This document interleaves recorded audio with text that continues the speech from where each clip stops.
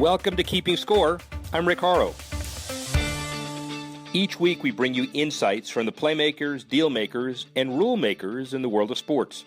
I'll give you my take on some of the items of the week using my 30 years of experience doing deals for teams, leagues, and players in the $750 billion business of sports. Plus, we'll talk with a central figure in the sports world. The views expressed in this podcast are my own and do not represent the views of Reuters. Let's get started. The NFL making major bucks, or should we say pounds, in the UK. ESPN releasing data compiled by consultancy Netfluential showing 16% of UK sports enthusiasts now follow the NFL, up from 9% 5 years ago. These fans are spending 65% more time this year versus last year consuming NFL content. The league aims to satisfy them with another 3 regular season games coming to London next year. For the first time, one will be played at Twickenham Stadium, the home of England rugby. The league also noted that a 4th international game could be added to the schedule in the near future as part of the NFL's international series, but this game could be played outside of the UK. German soccer club Bayern Munich has signed its first global partnership with a major U.S. company, Goodyear. The long-term deal, taking effect next year, will provide Goodyear with perimeter advertising at the club's Bundesliga home games and give the Akron-based tire company international media rights as a top-tier platinum partner. While financial details not disclosed, the highest level of sponsorships the German club offers has an estimated annual value of $5 million, so expect Goodyear's deal to be near that marker. Initial focus will be on the German-speaking markets of Germany, Austria, and Switzerland, but both sides hope to make this a truly international deal.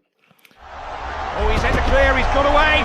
Saved! And Miami Beckham United, David Beckham's hopeful MLS expansion bid, may not have a home in Miami's Little Havana neighborhood after all.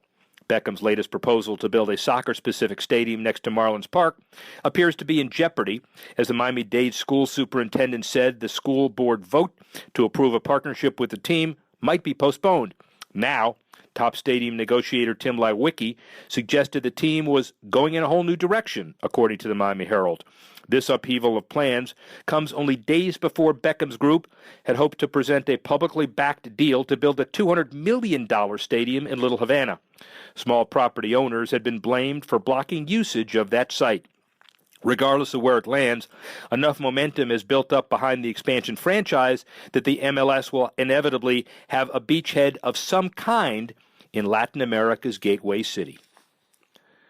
Sticking with the MLS, we now go to my interview with Commissioner Don Garber.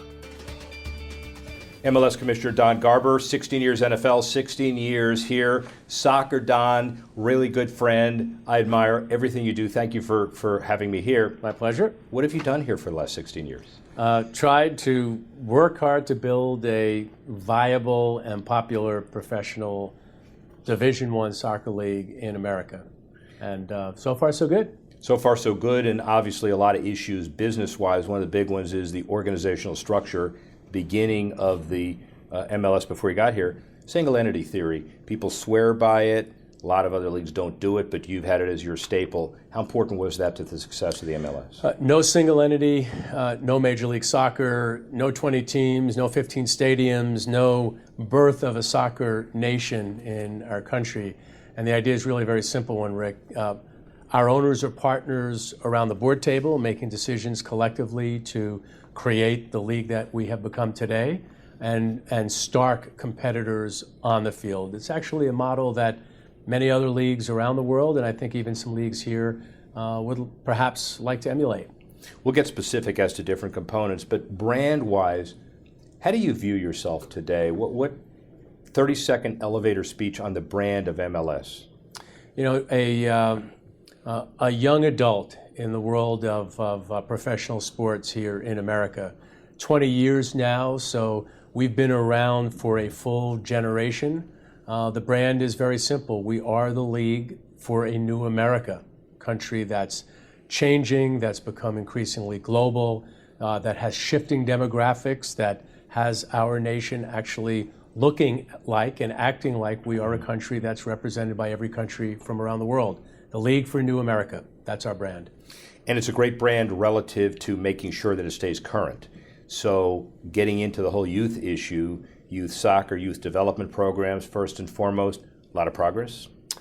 There have been a lot of progress. It's a good question, Rick, because when the league was founded, there was this idea that you can build a league around all those tens of millions of kids that play. And that ultimately is not really where our fan base is today. It's all those kids that grew up playing that now are millennials and are consumers, that are influencers, that are driving purchase decisions, that are politicians and CEOs of companies. And they all came out of that movement, and they're now the core of our fan base. But you've done more than that. So in '06, the under 16, under 18, there are a lot of structures that were in place that when you go across the pond, you see how dynamic that is, but Americans may not have understood how important that is here. Leap of faith, significant, successful? Well, I would say we're on the path to success. We spend more money today on youth development through our academy programs than we were spending overall as a league in terms of player salaries probably 5 or 6 or 7 years ago. But that's a long-term investment. I think the payoff will be in time. Right now, we're feeling pretty good about it. We've got some young kids that are coming up through our academies, playing for our clubs, playing for our national team. Talk about the stars of the league, salary cap, leveling the playing field. Every league does it. You have to respond in certain ways with all of that. The designated player rule, are you happy with where that is today? I got to go back to the earlier question, which was the question about the single entity. Yeah. Single entity has owners acting as partners. That doesn't mean that we're there to try to pay players less money. It's actually quite the opposite. They can come together and decide on ways that they can pay players more money. And in this case, the designated player rule is the best example of that. How do you attract star players? We did research that showed that the soccer fan in this country wanted to see the David Beckhams of the world and the Frank Lampards and the Andrea Pirlos and the Sebastian Giovincos. We've been able to create a mechanism, the franchise player, the designated player, the Beckham rule, that allows us to sign those players in a way that still fits within our system. And understanding the global audience of Reuters and the fact that there still is stigma is the wrong word. There's the perception that there's the Premier League, the Bundesliga, and then there's kind of everybody else. Where do you see the quality of MLS today fitting into kind of the pantheon of world soccer? I think it's important to recognize where you are and have a realistic view of where you fit in against your competitors, but still aspire to be as good as they are. So our goal is to be one of the top soccer leagues in the world and continue to invest in the quality of play and the in-stadium experience and ensuring that we're doing all those things so that when people think about the Premier League or the Bundesliga, Serie A, at some point soon they think about Major League Soccer. But we recognize we're not there yet.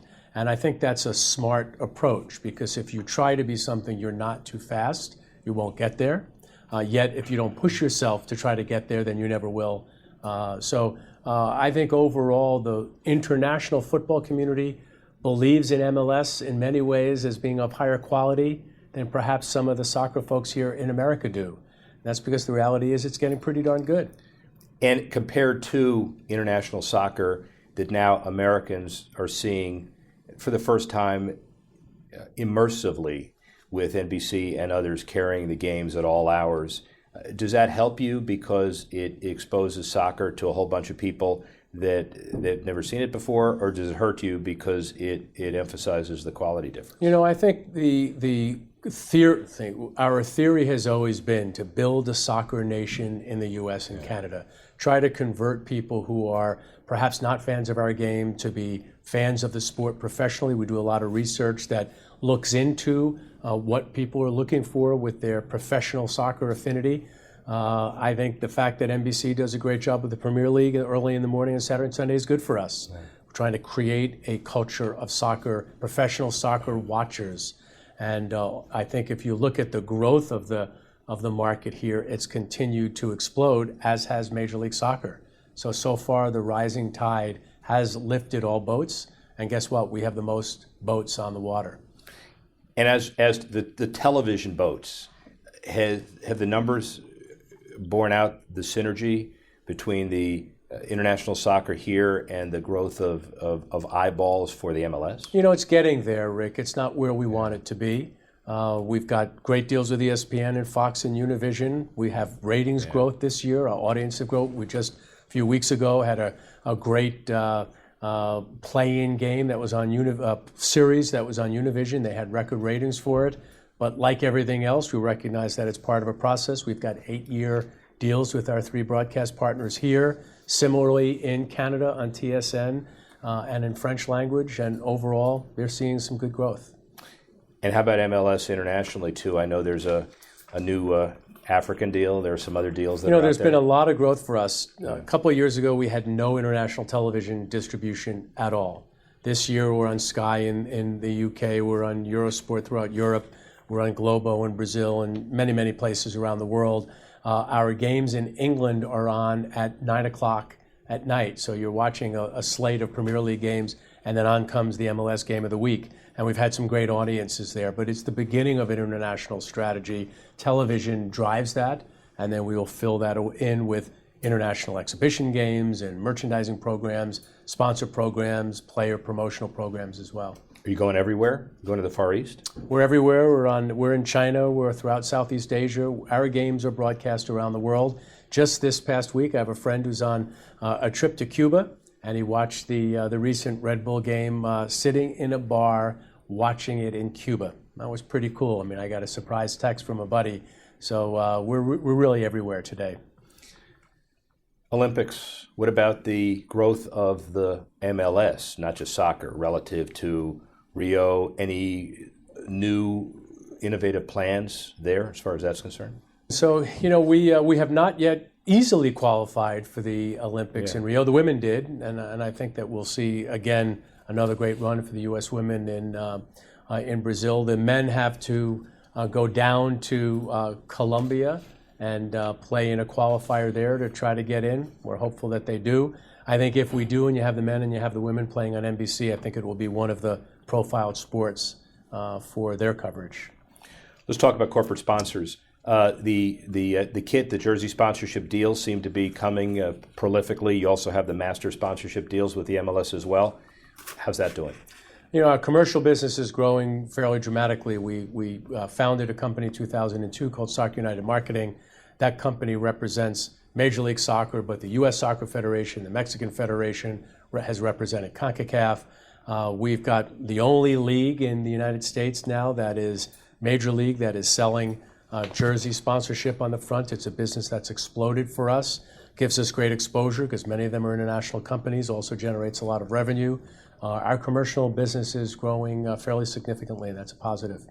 So Herbalife signs a deal publicly, $5 million a year, or whatever the number is for the Galaxy, and then you realize that your buddy across the city, Adam Silver, is having some issues getting harmony over uniform shirt sponsorship deals, and you say, we have a single entity, so that would be pretty easy for us to do, or something like that. Well, again, Rick, I don't know that the difference between us doing it and them not has anything to do with the entity. I think it has to do with history, and we're a young league. We're only 20 years old. We can make some decisions that perhaps might be a bit more innovative. They do have jersey sponsorships of the WNBA. I think they tested that to see whether it would work for the NBA.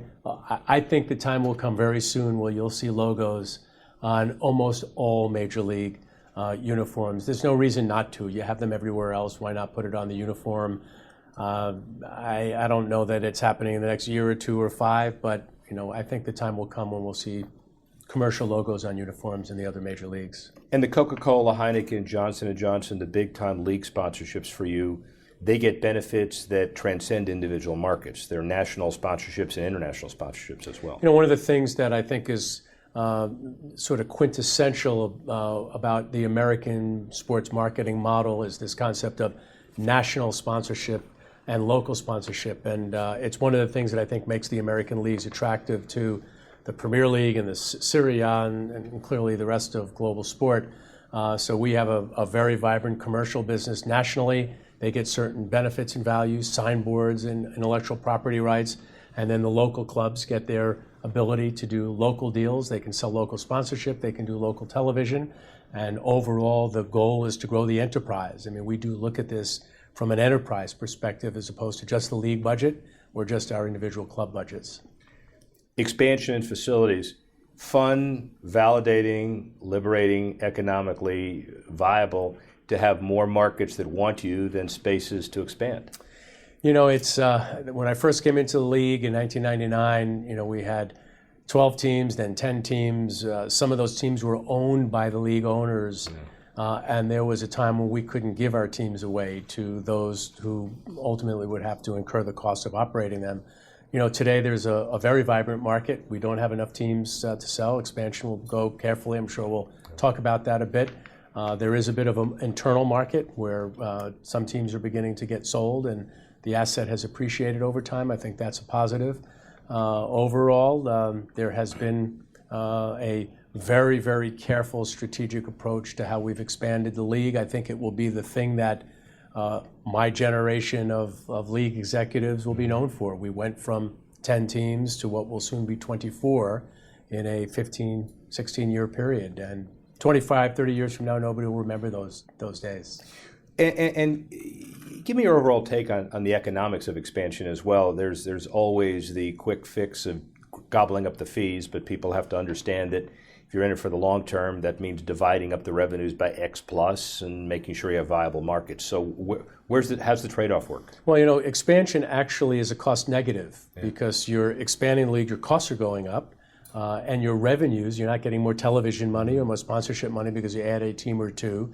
They do pay a fee to come in because you're diluting the collective ownership of those national revenues, but that's really irrelevant to the process. The process is about getting good owners in the right markets, with the right stadiums, creating mass scale, if you will, like any business, so that ultimately you have more people who can become a local fan of an MLS team, because that is the difference between us and watching a game on television from the UK or from Germany or from Spain.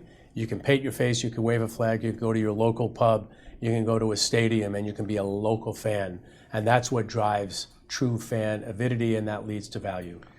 And as far as those stadiums, to be that kind of fan, you've been the undisputed pioneer in successfully implementing soccer-specific stadiums, which is an amazing situation that you've created.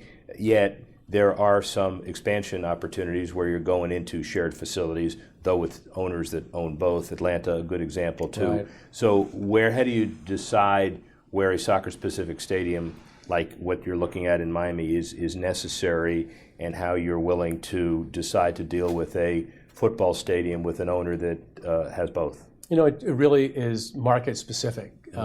Stadium location is a key driver of what we've seen as elements of success. In a perfect world, all of your teams are playing in soccer stadiums. Yeah. You control them entirely. You don't have to worry about other people using the field. But there are going to be markets, and Atlanta will be a perfect one, where we now have 26,000 season ticket deposits for a team that's playing in a year and a half. That we've made the decision, we think it will actually be better for us than of having a soccer stadium in a location that's not as centrally located. You can't argue with the success in Seattle. Seattle had a near 100% season ticket renewal rate, and they've got 42,000 season ticket holders. That's the envy of any professional sport, let alone professional soccer team, and that's a shared building. So you realize when you operate a business, there's no singular formula to success. It's a hybrid to your thinking, and being open and flexible and taking a bit of risk is part of the formula. And the interesting trade-off is that there are stadiums in large markets like Harrison where you've basically capped because of the capacity, but you feel comfortable with that cap and the value and the exclusivity of the ticket. And yet in some other stadium situations, the sky is the limit. Seattle, for example, another example. Yeah, I think if you're going to do this all again, Seattle probably would have looked at maybe building a 40,000 seat stadium, right. And then owning it and controlling it, don't have to worry about partnering and scheduling. But I do think that when you look what's going on in the NFL, where they're leaving or need a new stadium in San Diego or a new stadium in St. Louis, and stadiums term out, and after 20 years, Meadowlands, now MetLife is an example of that. These things aren't forever. The league will be around forever, so you're making a decision that's right for this generation, and then maybe a generation from now, you're building 30,000 or 40,000 seat stadiums. Let's talk about how you feel running this league. Are you comfortable the league is getting the publicity it ought to? No. Okay. And I don't think you ever will. I bet you the NFL would say they're not getting enough publicity. You always want more. You always believe that it's deserved. I'll look at an article on another sport when we have a big game, and I'll say, man, who could possibly care as much as that article warrants, just in terms of real estate? And I certainly will believe that we need more soccer coverage in print and digital, on television, more Sports Center highlights. But I'll never back off from that, and I don't think anybody would expect me to. Nobody will expect you to, and over the next 16 years, you've effectively changed this perception that it's a niche sport. How do you feel, don't shoot the messenger, but how do you feel when people call soccer in the United States a niche sport? It isn't. I mean, there's all the measures that would determine it really speak to the fact that it's a major league. You've got local television, local media coverage, you have facilities, you've got people working, living in the community. We have 2,000 jobs just for any new stadium project. I mean, these are real business drivers. It's still smaller than everybody else. We recognize that. At some point it will be equal to, maybe bigger than others. But all the things that go into what make a major league, being part of the conversation, being part of the cultural discourse, these are all things. Having a trip to the White House so the President of the United States can receive a jersey or a kit from the championship team, these are all things that measure whether or not we matter, and we do matter. Maybe less than others, but we matter a lot. So when you sit down with Roger Goodell for lunch, or Gary Bettman, or Adam Silver, is there enough growth to go around where you feel like you're collaborating, or is it a intensely competitive and ruthlessly so world to capture every entertainment dollar? It isn't that way at all, Rick, particularly for us. I mean, It's possible they compete with each other, but, we are competing really against the soccer competitors. There are, 64 million soccer fans in the United States who say they follow a professional league, and not all of them are MLS fans. So we can go and get fans from all those people who are playing the EA game, who are watching a game on NBC or watching it on beIN Sport, or a national team fan. And if we capture all of them, then we could worry about what's happening with the other leagues here. If you had a magic wand and you were commissioner for a day, oh wait, you are the commissioner for a day. So if you didn't have to deal with the owners and there was a personal preference and you had one thing you wanted to change, not dealing with owners, what would it be? What would it be? Boy, that's a good question. I think it probably speaks to the media coverage. I think we deserve more attention than we get. But you can't complain about it because you'll sound like you're whining. I can't complain about it because we've come a long way. But I do believe that some of the decision makers that determine influence are of a generation that perhaps haven't grown up with the game and don't see the value of the game. And therefore don't give the league the attention it deserves. I say this when I speak to the AP sports editors, and I'm sitting around a table and I'm looking at somebody at a major metropolitan daily and saying, who is your reader? And trust me when I tell you, your reader is young, they're diverse. In many cases, they might be speaking Spanish. They're probably accessing their news in places outside of their local paper. And they're soccer fans, because we know the second most favorite sport for millennials is professional soccer after the NFL. And it's very possible that that editor doesn't get that because they might not be hanging out with that 20-something who lives in Brooklyn or lives in downtown Portland or has moved from the suburbs and is living in an urban environment and has become a fan of our game. And my statement to them is get with the program or you're going to miss it. What's the league look like in 10 years? It's bigger. It has more ubiquity. I think we are more part of the conversation than we even are today. I think we will be viewed as competitive with the other leagues around the world, if not in terms of their revenue, if not in terms of their the overall quality of play. I think people will say, we're the top leagues in the world, and MLS will be part of that. That's probably happening in 10 years. Is Don Garber part of that league 10 years from now? No. Really? Is this a scoop? Is No, this new it's not information? A scoop. Is this not happening. Does he leave voluntarily or not? I can't answer that, but I will tell you I'm not going to be part of the league in 10 years. There's a scoop. There you go. Are we having more fun now than we did during our 16 years with the NFL? Yes. Rick. I mean, I loved my time there, and I had a fun job, and I was involved in fan development and events and television and generating revenue. But, this is a cause, right? And it started as something where a bunch of folks came together and said, we believe that America is no different than the rest of the world, that this sport is not foreign, that perhaps it is the most American of all sports because it is a new America. And we've been able to ride some of those shifts in demographics and shifts in the way people are thinking and behaving and deliver to them a new professional sports league that behaves and operates and delivers in ways that maybe some of the traditional, more established leagues don't. And I think that's been a lot of fun for us. And that crystallizes and kind of sets up the next question, which is that when you're called the soccer Don and the Don of soccer, people do it lovingly, and people, I don't think, realize the passion that you bring to this. Right. And history will probably write, in addition to the economic benefits, that you are one of the most passionate commissioners to ever run a league. How does that make you feel? Well, to be fair, Rick, if you're doing this every day, whether it's here or basketball, baseball, you got to be passionate about it because it's an all-encompassing job. You're managing the public, you're managing your owners, you're managing players in a union, you're trying to grow revenues at the same time, deal with all the pressures of being in the public eye, right? All the things that you write about and talk about and think about. So we all are big believers. I think you got to really believe to work in soccer because it's so hard. We are the newest pro sports league. We are the one that's fighting against a lot of the more traditional views about what professional sport should be.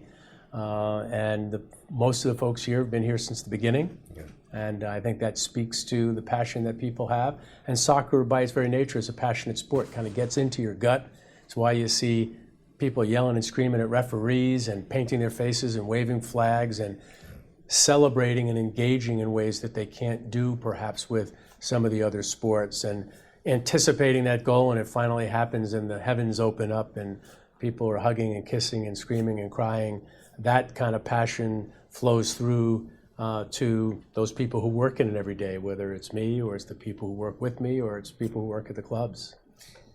And you've done an amazing job in the last 16 years, and now we know you got a lot to do in what will be less than 10. So thank you. Thanks for listening to this edition of Keeping Score. I'm Rick Horrow. The producer of the show is Alex Cohen. Audio producer Adam Wiesen.